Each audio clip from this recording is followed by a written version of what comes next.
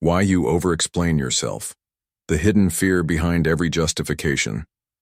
You said no to something small, a dinner you did not want to attend, a favor you did not have the energy to give.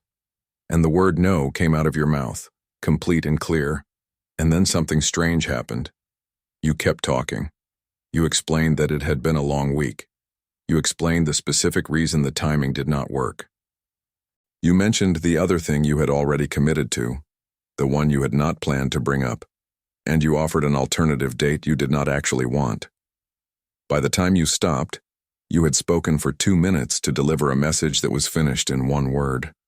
And walking away, you felt that particular flush of heat in your face, the one that comes not from being caught in a lie, but from having said too much of the truth.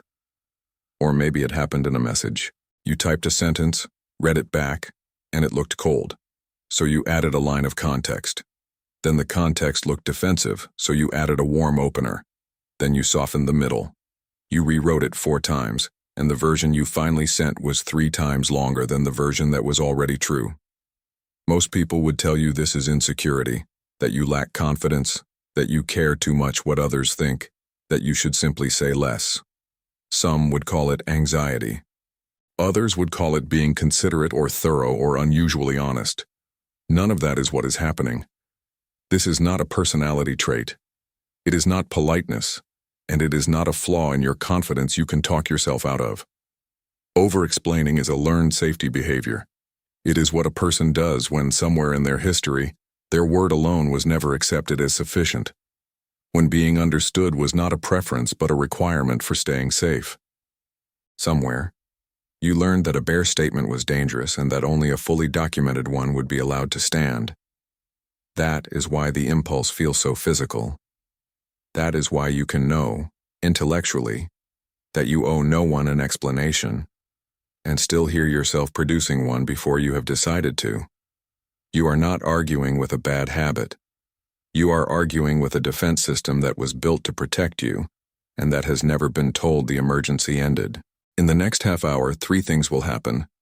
You will see the exact mechanism that fires in the half second before you overexplain. You will see where it was installed, and why the environment that installed it made it the intelligent choice at the time. And you will see the way out, which is not learning to speak less, but learning to survive the specific silence that follows a sentence you did not decorate. Stay with this until the end. The part most people need is not the explanation of the pattern. It is what comes after the part where you recognize yourself. The sentence that was already enough. Start with the mechanics, because the mechanics are more precise than people assume. Every time you overexplain, there is a moment where the message was complete, a clean boundary, a simple preference, an answer that answered the question. If you recorded yourself and played it back, you could point to the exact word where the communication was finished. Everything after that word is a different activity entirely. The first part was communication. The second part was verification.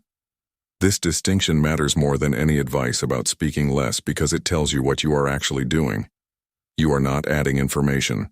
You are gathering evidence that the information landed. Each additional sentence is a small probe sent out to check whether you are still acceptable. You watch their face while you talk. You are not listening to yourself. You are reading them, monitoring for the flicker that would tell you the original sentence was not enough.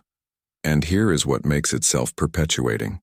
You never receive the confirmation you are looking for, because it is not the kind of thing another person can give. What you want is not agreement. Agreement would end the conversation. What you want is a guarantee that your version of events has been accepted as legitimate, that no one will later revise it against you, that you have been recorded correctly. No human response can deliver that. So you keep talking, and the more you talk, the less certain you feel because the sheer volume of your own words starts to sound like proof that something needed defending. Notice what this means about your relationship to your own statements. You do not treat them as finished. You treat them as drafts submitted for approval. A person who trusts that their word will be received says a thing once and lets it sit in the air. You say a thing and then immediately begin ensuring it, which is a strange way to live inside your own speech. And it raises the obvious question, the one that people almost never ask themselves honestly. Who taught you that your word, on its own, was not enough? Where the habit was trained into you. Nobody develops this out of nowhere. Habits of self-defense are always trained, and the training is usually so ordinary that it never registered as training at all. There are a few environments that produce it reliably. The first is the household where intent was routinely misread. You said you were tired and it was heard as ingratitude. You said you did not want to go and it was heard as rejection of the family. You said you were fine and were told you were sulking. In a place like that, a child learns something very fast. The plain sentence will be converted into something else. The only protection is to speak preemptively, to install the correct interpretation before someone else installs the wrong one. So you learn to send the message and the instruction manual for the message at the same time. The second is the household where you had to earn your position through justification. Some homes run on a kind of internal court system. Requests require argument. Feelings require evidence. You did not simply get to be upset. You had to demonstrate that your upset met the threshold. Children in these homes become skilled advocates for their own basic needs, and the skill does not switch off when they leave. 20 years later, you are still presenting a case to a room that is not judging you. The third is the environment of unpredictable reaction. Not necessarily cruel, just inconsistent. The same statement produced warmth on Tuesday and coldness on Thursday, and you never located the variable. When cause and effect are unreliable, the mind compensates by overproducing. If you cannot know which words will keep you safe, you use all of them. Overexplaining is what thoroughness looks like when it is powered by fear. And the fourth, which is the most invisible, is the household where someone else's emotional state was your responsibility. You explained yourself not to protect your own position, but to prevent their discomfort. You learned to preload reassurance into everything you said, so nobody would have to feel the small friction of your no. In each of these cases, the behavior was not a mistake. It worked. It reduced the number of misunderstandings, arguments, and cold silences you had to absorb. That is what makes it so durable now. Follow that thought one step further. If the pattern worked, and something is still driving it today, then somewhere inside you there is a part that believes the conditions have not changed. The silence you learned to fear. Here is where the pattern gets concrete enough to feel in your body. Say the clean sentence, just the sentence, "No, I cannot make it." Then stop. What arrives in the gap immediately afterward is a specific sensation, and if you have never named it, name it now. It is not shame exactly. It is exposure, a sense of standing in the open with nothing between you and the other person's interpretation. That gap is the real trigger. Not the conversation, not the person, not the topic. The undefended silence after a complete statement. Most people who overexplain believe they are afraid of conflict. They are not. Conflict is loud and legible. At least in conflict you know where you stand. What they cannot tolerate is the unlit interval in which someone is forming an opinion of them that they cannot see and cannot correct. In that interval, the mind does not sit idle. It fills the space with the worst available reading. They think I am selfish. They think I am making an excuse. They think I do not care.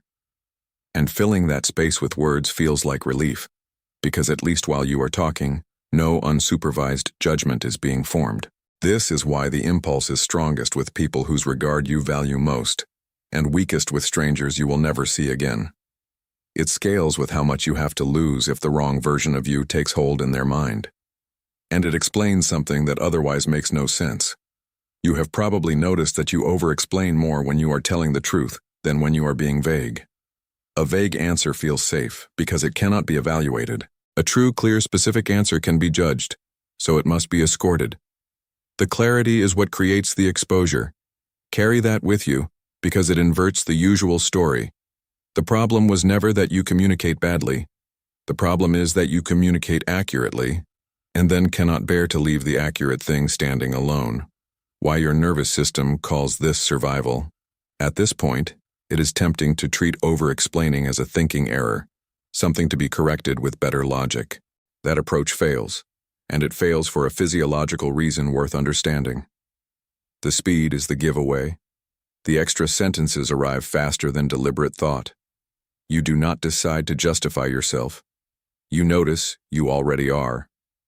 Anything that fast is not coming from the part of you that weighs options. It is coming from a threat detection system that runs ahead of reasoning, and its job is not accuracy. Its job is speed. That system learned early to classify one specific thing as danger, being misunderstood by someone whose opinion determined your comfort or safety. Once a category is written into a threat system, it stays. And every time you talk your way out of the discomfort, the pattern gets reinforced. The relief you feel after explaining is not evidence that explaining helped. It is the reward that keeps the loop alive. This is also why willpower produces such poor results. Deciding to say less is like deciding not to flinch. You can override it for one sentence, maybe two, and then attention lapses and the older system takes the wheel. People try this for years and conclude they are simply weak. They are not weak. They are trying to argue with something that does not use language. There is another consequence, less obvious. Because the system fires on the threat of misunderstanding rather than actual misunderstanding, it does not need real evidence. A neutral face is enough. A delayed reply is enough. A one-word text is enough. Your nervous system treats ambiguity as a hostile signal, and so you spend enormous energy preventing outcomes that were never approaching. Which points to a harder question than how do I stop? If the system is responding to a danger that no longer exists, what exactly does it think would happen if you stayed quiet? The difference between being understood and being safe. The answer sits in a confusion so old that most people never see the two things as separate. Being understood is a good thing. It is a genuine human need, and there's nothing pathological about wanting the people in your life to know what you actually mean. Being safe is a different need entirely. It is about whether you can remain in your position without punishment, withdrawal, or reinterpretation. In a healthy environment, those two needs are separate. You can be misunderstood on a Tuesday and still be entirely safe. The other person forms an incorrect impression, life continues. It gets corrected later, or it does not, and nothing structural is threatened. In the environment that trained you, those two needs were fused.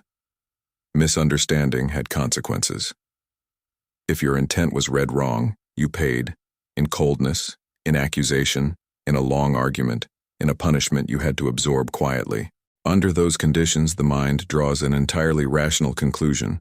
Understanding is not a preference. It is the mechanism by which I stay safe. Therefore, I must secure it every time, at any cost, in words. That fusion is the engine of the whole pattern, and it is why the behavior feels so disproportionate to observers. From the outside, it looks like you are working extremely hard to be liked. From the inside, you are working to not be in danger. Those feel nothing alike. Once the two are fused, something else follows. You lose the ability to tolerate partial understanding. A person who has them separated can accept that someone got 70% of what they meant and let the rest go. You cannot let the 30% go because in your original environment, the 30% was where the harm came from. So you chase it. You circle back to conversations from yesterday to clarify a detail nobody remembers. You reopen settled matters to make sure the record is accurate. Notice what this actually costs. Not just time and energy, but the ability to ever feel finished with a conversation. What happens in the half-second before you speak? Slow the moment down, because everything you need to change lives inside it. You have said the complete sentence. There is now a gap. Inside that gap, in less time than it takes to breathe, 4 things occur in order. First, a scan. Your attention leaves your own body and goes to their face, their posture, the timing of their response. You are looking for one thing, a sign of misreading. Second, a prediction. Whether or not you found a sign, your mind generates the interpretation it most fears. They think I am being difficult. This prediction feels like perception. It arrives with the confidence of something observed rather than something invented. Third, a surge of urgency, not thought, pressure. A physical push toward speech located in the chest or throat that carries the message, "Fix this now." Fourth, the words, and they come out with a particular texture that you can learn to recognize. Slightly faster than your normal speech, slightly higher, front-loaded with softeners. Because it is not really, the thing is. That sequence takes under a second, and here is the part that changes everything. The intervention point is not at step 4. By the time the words are moving, you are downstream of the decision. The intervention point is between the prediction and the urgency, in the moment where an invented thought is being treated as a fact. That is a narrow window, and it cannot be reached by trying harder to be quiet. It is reached by learning to catch the prediction as a prediction. They think I am being difficult is not information. It is a rehearsal of an old outcome, running on new hardware, which leads somewhere uncomfortable. If that prediction is not coming from the person in front of you, it is coming from someone else. And that someone else is still in the room. The invisible judge you carry into every room. Every person who overexplains is talking to two audiences at once. The first is the actual human in front of them, who in most cases is mildly interested and slightly overwhelmed. The second is a composite figure assembled long ago from whoever taught you that your word required backing. A parent. A teacher who made you justify a mistake in front of others. A partner who cross-examined your motives. Someone whose default posture toward you was skepticism. That figure does not appear as a memory. It appears as a standard. A background sense of what will and will not be accepted. When you feel the pressure to add 3 more sentences, you are not responding to the person listening. You are satisfying a listener who is no longer present and who was crucially never going to be satisfied. This explains an experience many people find baffling in themselves. You explain yourself to people who have never once doubted you. Friends who trust you completely still receive full justifications for minor things. A partner who has never questioned your motives still gets the whole background story attached to a simple no.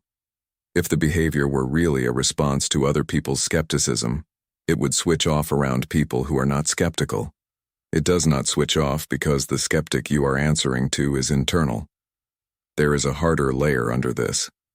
At some point, defending yourself to that figure became familiar enough to feel like self-knowledge. You may have come to believe that examining your own motives at length, out loud, is a form of integrity, that the person who explains more is being more honest. But there is a real difference between honesty and self-surveillance, and the difference is who the account is for. Honesty is offered. Self-surveillance is submitted. Sit with the shape of that for a moment. Every room you enter with someone who is not there, and the version of you that shows up is the version built to be acquitted. Why more words make you less believable? Now the cruelest part of the mechanism, and the one that most people discover accidentally and painfully. The behavior produces the opposite of its goal. Listen to what happens on the receiving end. A person says, "I cannot come on Friday." That lands as a fact. Clean, easy to accept, nothing to evaluate. Another person says, "I cannot come on Friday because I have this thing that has been going on, and honestly this week has been so much. And I would really love to, but I promised someone else, and I feel terrible about it, and maybe we could do another time." That lands as something else entirely. Not a fact. A case. And the human ear treats a case differently from a fact. A case implies a judge. It implies there is something at stake, some possibility of a different verdict. So the listener, without any hostility, is placed into the role of evaluator. Now they are weighing your reasons. Now the reasons can be found insufficient. You have handed them a job they never asked for and then made yourself the subject of it. There is a second effect, more corrosive. Volume of justification reads as instability of position, not because listeners are cynical, but because that is a genuinely reliable signal in most contexts. People defend at length what they are unsure of. So the more thoroughly you support a true and reasonable statement, the more you signal that the statement is negotiable, and the more likely someone is to push, which produces the outcome you were terrified of and confirms the fear and tightens the loop. And there is a third, quieter cost. Somewhere in the middle of the third or fourth justifying sentence, the other person stops tracking content and starts tracking your discomfort. Their attention shifts from what you are saying to the fact that you seem to need something. You wanted to be understood. Instead, you have made yourself the object of their concern, which raises a question that goes deeper than communication style.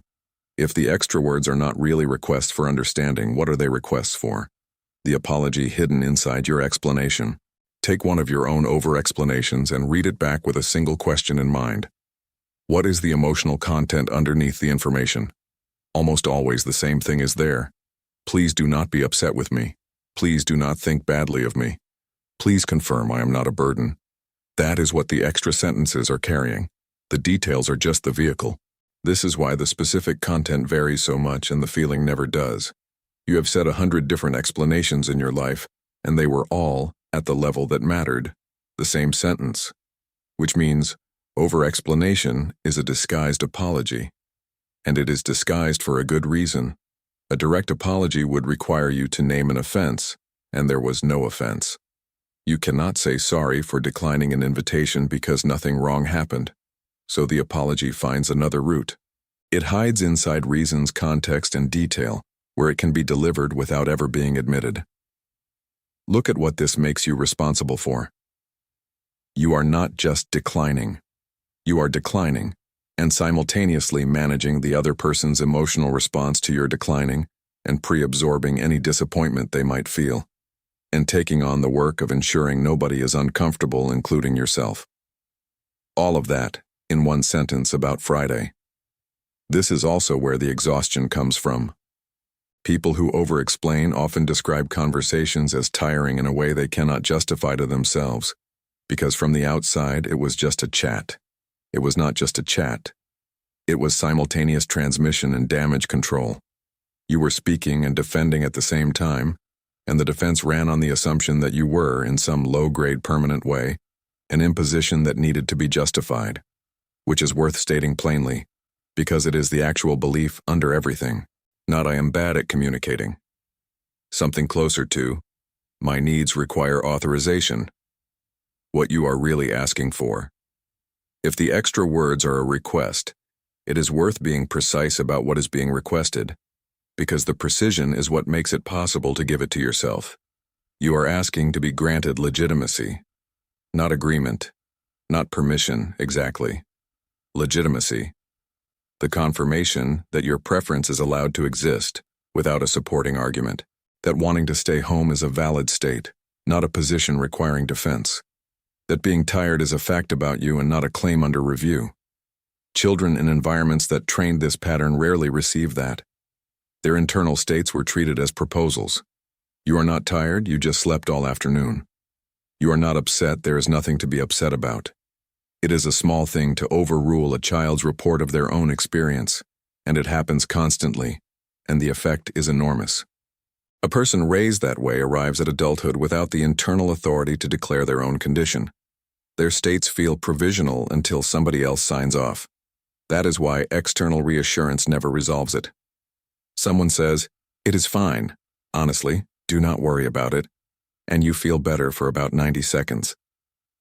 Then the feeling drains, because the reassurance addressed the surface request and not the structural one. You did not need them to approve this instance. You needed to have the standing to approve it yourself, and no one can hand you that from outside. And it is why the way out cannot be a communication technique. Scripts for saying no, formulas for shorter emails, rules about not using the word because. They all fail for the same reason. They treat the words as the problem when the words are downstream of a missing internal authority. Notice what this reframes. The work is not learning to speak differently. It is learning to hold a position without a cosigner. The cost you have been paying quietly. Before the way out, it is worth being honest about the bill, because people rarely change a defense they still believe is free. The first cost is decision fatigue in ordinary interaction. Every message becomes a small composition problem. Every simple no requires drafting. Multiply that across a normal week, and you are running a background process that consumes real capacity that was supposed to go somewhere else. The second cost is the slow shrinking of your no. When declining requires a defensible reason, you begin, without noticing, to only decline things you can defend. Fatigue is not defensible enough. Not wanting to is not defensible enough.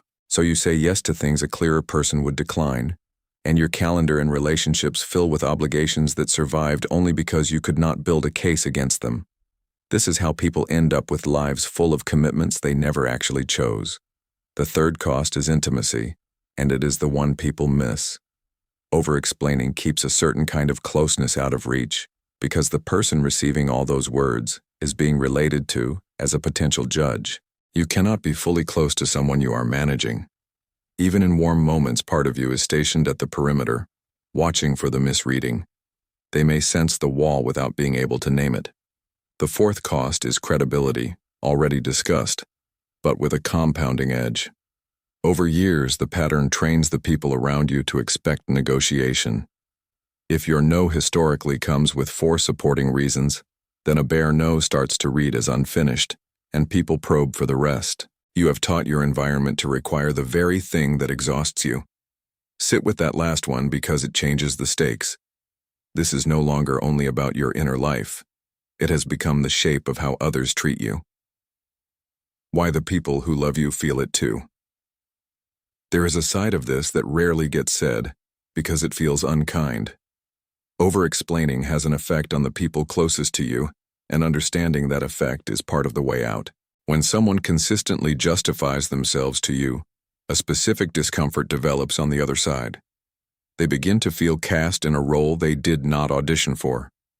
Every explanation implies an accusation that was never made, and after enough of them, a person starts to wonder whether you see them as harsh or demanding or unsafe. Loving people often experience a partner's constant self-justification as a quiet indictment of themselves. Then there is the second effect. Excess explanation transfers labor.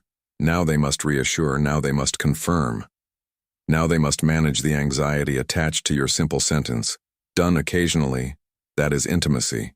Done constantly, it becomes a job.